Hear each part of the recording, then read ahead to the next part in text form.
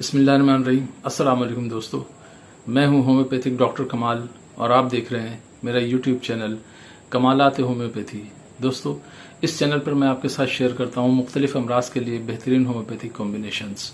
आज जिस मर्ज के लिए मैं अपना कॉम्बिनेशन आपके साथ शेयर करूंगा वह है सर्वाइकल स्पॉन्डिलोसिस। सर्वाइकल का मतलब होता है गर्दन के मोहरे। हमारी जो रीढ़ की हड्डी है उसको कई रीजन में तकसीम किया गया है। पहले जो 7 मोहरे हैं वो गर्दन के मोहरे हैं, उसको सर्वाइकल कहते हैं।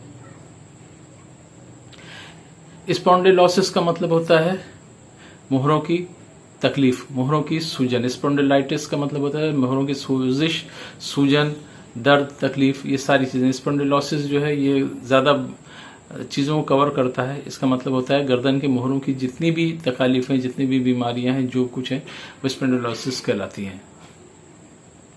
तो ये हम गर्दन के मोहरों के जो सूजन है, सोजिश है, उसको हम आज डिस्कस करेंगे कि इसके क्या वजूहात होती हैं, ये क्यों हो जाता है और इसकी क्या अलामत होती हैं, जिसके नतीजे में आप इस समझ सकें कि आपको स्पॉन्डिलोसिस है या नहीं है।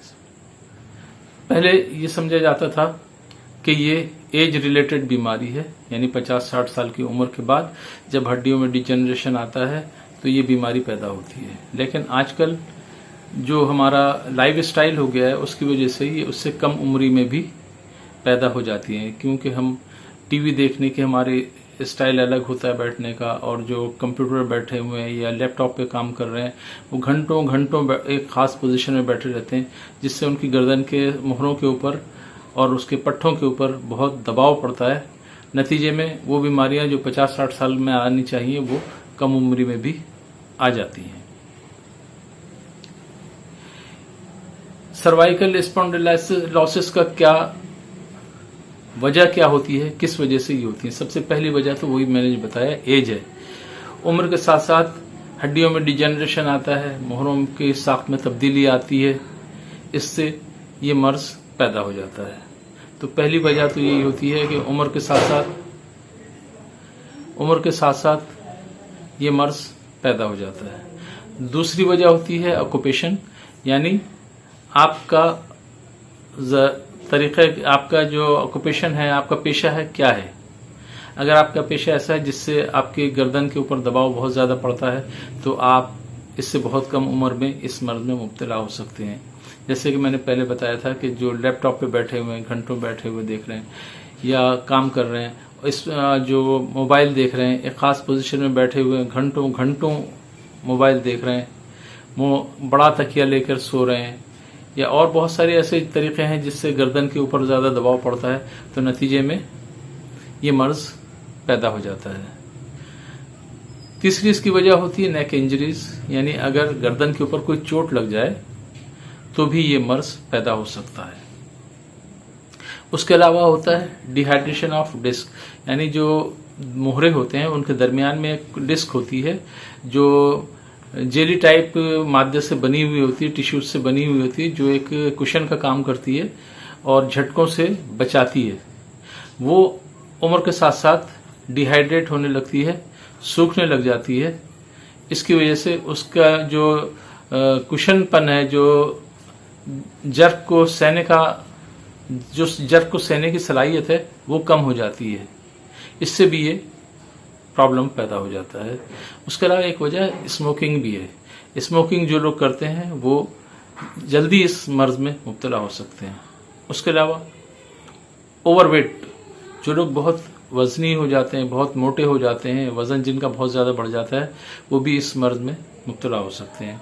और साथ में वजह होती है इनएक्टिवनेस, यानी काम काज न करना, सुस्त पड़े रहते हैं जो लोग, ज्यादातर जो काम काज नहीं करते हैं वो लोग भी इस मर्ज का शिकार हो जाते हैं। ये तो थी इसकी वजूहात, इस मर्ज की अलामत क्या होती हैं, आप कैसे पता करेंगे कि आपको सर्वाइकल स्पॉन्डिलोसिस हो चुका है। उसकी वजह होती है, सबसे पहली जो अलामत होती है वो पेन होता है। गर्दन में दर्द होता है, हिलाने जुलाने से दर्द होता है। जब ये दर्द बढ़ता है तो शोल्डर में भी आ जाता है, फिर अपर आर्म में भी आ जाता है और लोअर आर्म में भी ये तकलीफ आ जाती है। उसके अलावा ये उंगलियों तक भी तकलीफ आ जाती है। तो सबसे पहली अलामत जो होती है इसमें गर्दन में और शोल्डर में पेन है। इस मर्ज में तकलीफें बहुत आहिस्ता आहिस्ता भी बढ़ सकती हैं और यकायक भी पैदा हो सकती हैं, बहुत शदीद हो सकती हैं। आमतौर पर ये तकलीफें आहिस्ता आहिस्ता बढ़ती हैं। बहुत से लोगों में ये मर्ज पैदा हो जाता है लेकिन कोई अलामत पैदा नहीं होती, वो नॉर्मल अपनी जिंदगी गुजार रहते हैं। दूसरा जो इसकी अलामत है वो है मसल वीकनेस हो जाती है, यानी इनके जो पट्टे हैं, मसल्स हैं, जो वो कमज़ोर हो जाते हैं। तो किसी चीज़ को पकड़ने में, उठाने में बहुत कमज़ोरी महसूस होने लगती है और उतनी सलाहियत नहीं रहती जैसे पहले किसी चीज़ को पकड़ लेते थे, उठा लेते थे, वैसे अब नहीं उठा सकते हैं। तीसरी जो इसकी अलामत होती है वो है गर्दन अकड़ जाती है, यानी स्टिफ नेक हो जाती है। गर्दन दाएं बाएं घुमाने में इनको तकलीफ होती है, अकड़ जाती, बड़ी मुश्किल से गर्दन हिलाई जाती है। इसमें होता यह है कि जब गर्दन के मोहरों में डिजेनरेशन आता है तो दो सिचुएशन होती है। एक तो ये होती है कि कोई जो नस उनके दरमियान से निकल रही है वो दब जाती है, चाहे वो नीचे से ऊपर की तरफ जा रही है या दिमाग से जिस्म की तरफ जा रही हो, या नहीं दबती है। दोनों सिचुएशन, दोनों सूरतों में अलग अलग अलामात नमूदार होती हैं। अगर नस दब गई है तो ऊपर जाने वाली अगर नस दबी है तो सर में दर्द होने लगता है, पीछे की तरफ सर का जो पिछला हिस्सा है इसमें बहुत दर्द होने लगता है। इसके अलावा अगर जो नीचे की तरफ जाने वाली नसें हैं, जो नर्व्स हैं, वो दब जाती हैं तो हाथों में, उंगलियों में नमनेस आने लगती है, दाएं बाएं देखने से चक्कर आ जाती है। ये इसकी अलामात हैं।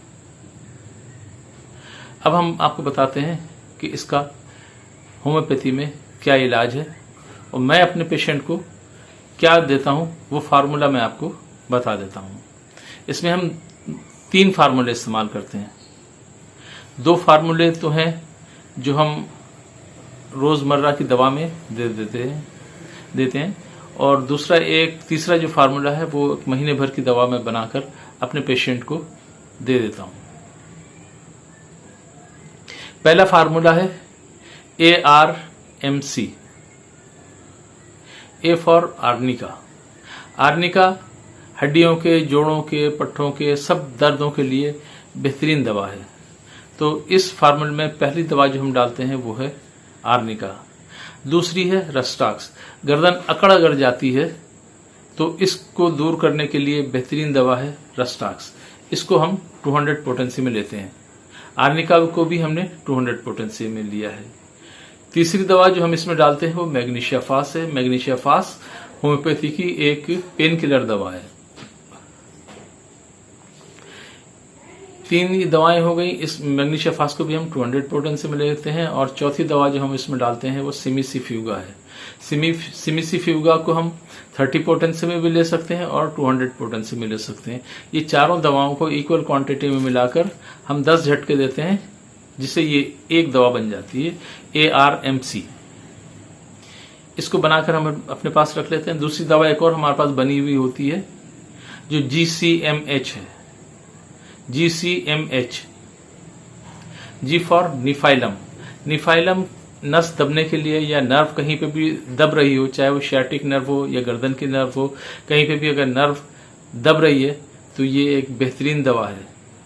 इसको हम 30 पोटेंसी में लेते हैं।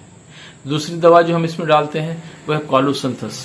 कॉलुसंथस इस मर्ज की एक बहुत खास दवा है। तीसरी दवा जो हम इसमें डालते हैं वो है मैग्नीशिया फास। मैग्नीशिया फास हमने ऊपर भी डाला था, नीचे इस दूसरे जो फार्मूला है इसमें भी डाल रहे हैं। मैग्नीशिया फास को हम हमेशा 200 पोटेंसी में लेते हैं। इस फार्मूले की चौथी दवा होती है हाइपरिकम। हाइपरिकम नर्व की बेहतरीन दवा है, तो ये दवा इसमें शामिल कर देते हैं। इससे GCMH 4 दवाओं का मजमुआ बन जाता है। हाइपरिकम को हम 30 पोटेंसी में लेते हैं। हम एक शीशी में ग्लोबियल्स या डिस्किट भर लेते हैं, उसमें ARMC के खतरे टपका देते हैं और दूसरे GCMH के भी खतरे उसमें टपका देते हैं और मरीज को इस्तेमाल के लिए दे देते हैं दिन में 4 मरतबा, सुबह, दोपहर, शाम और रात। 4 खुराकें रोजाना देते हैं। अगर 1 ग्रेन की डिस्किट में हम बना रहे हैं दवा, तो एक 10 ml की शीशी में हम डिस्किट 1 ग्रेन के भर लेते हैं, उसमें 12 खतरे दोनों दवाओं के डाल देते हैं, ARMC के 12 खतरे और 12 खतरे GCMH के, और इसको हिलाकर मरीज को दे देते हैं दिन में सुबह, दोपहर, शाम, रात। दिन में 4 मरतबा 3-3 टैबलेट चूसने के लिए दे देते हैं। ये एक बेहतरीन कॉम्बिनेशन है। इसके रिजल्ट फौरन मिलते हैं और बहुत अच्छे रिजल्ट मिलते हैं। और इस कॉम्बिनेशन को काफ़ी दिन तक खाना पड़ता है, कम से कम 2-3 महीने तक इसको कंटिन्यू खाएं। इंशाअल्लाह ताला इससे बहुत फायदा होगा। इसका दूसरा हिस्सा है कैल्शियम कंपाउंड। ये मेरा कैल्शियम कंपाउंड के ऊपर मैंने पूरा अपना वीडियो बनाया हुआ है, वहां पर तफसील अगर आप देखना चाहें तो वहां पर जाकर देख लें। ये कैल्शियम कंपाउंड है, ये भी 4 दवाओं का कॉम्बिनेशन है। इसको हम दे देते हैं 3-3 टैबलेट दिन में 4 मरतबा चूसने के लिए। इस कॉम्बिनेशन का जो फार्मूला है वो मैं डिस्क्रिप्शन में दे दूंगा, तो आप वहां पर उसको देख लीजिए। चौथी दवा जो हम इसमें जो दूसरा कॉम्बिनेशन देते हैं वो है कैल्शियम कंपाउंड, क्योंकि हड्डियों में जब डीजेनरेशन आ रहा हो तो उस वक्त कैल्शियम की कमी हो जाती है। उसको दूर करने के लिए कैल्शियम कंपाउंड की बहुत ज़रूरत होती है। ये सिर्फ कैल्शियम नहीं है, इसमें और भी मेडिसिन शामिल है, कैलकेरिया फ्लोर, कैलकेरिया फास, कैलकेरिया कार्ब, सेम्फाइटम और एब्रोटिनम। एब्रोटिनम का कैल्शियम से कोई ताल्लुक नहीं है, लेकिन ये दवा जिस्म में जज्ब कराती है कैल्शियम को। अगर कैल्शियम जिस्म में जज्ब ना हो रहा हो तो एब्रोटिनम इस कैल्शियम को जज्ब कराती है। यही नहीं बल्कि कोई भी चीज़ अगर जिस्म में जज्ब ना हो रही हो तो एब्रोटिनम उसको जज्ब करवा देती है। ये दवा आप इंशाल्लाह इस्तेमाल करें तो आपको बहुत फ़ायदा होगा। ये था हमारा आज का वीडियो। अगर आपको ये वीडियो पसंद आई है तो इसको लाइक कर लीजिए, अपने दोस्तों के साथ शेयर कर लीजिए। इसके अलावा मैं पहले भी वीडियो में बता चुका हूं कि पूरे पाकिस्तान में मैं अपनी दवाएं TCS के ज़रिए भेजता हूं। अगर आप मुझसे ऑनलाइन ट्रीटमेंट लेना चाहते हैं तो मुझसे जो नंबर आ रहे हैं इसके ऊपर आप मुझसे रब्ता कर सकते हैं। अगर आप मुझसे कोई मशवरा करना चाहें तो फ़ोन करके, व्हाट्सएप करके या कमेंट करके आप मुझसे पूछ सकते हैं। वीडियो पूरी देखने के लिए बहुत बहुत शुक्रिया। अपना बहुत ख्याल रखिए। अल्लाह ताला आप सबको सेहत, तंदुरुस्ती और दराजी उम्र अता फरमाए। हादिसात, आफात, बलायात और मुज़ी अमराज से महफूज रखे। दुनिया और आखिरत की खुशियाँ नसीब फरमाए। दुनिया और आखिरत की परेशानियों से महफूज रखे। आमीन या रब्बिल आलमीन।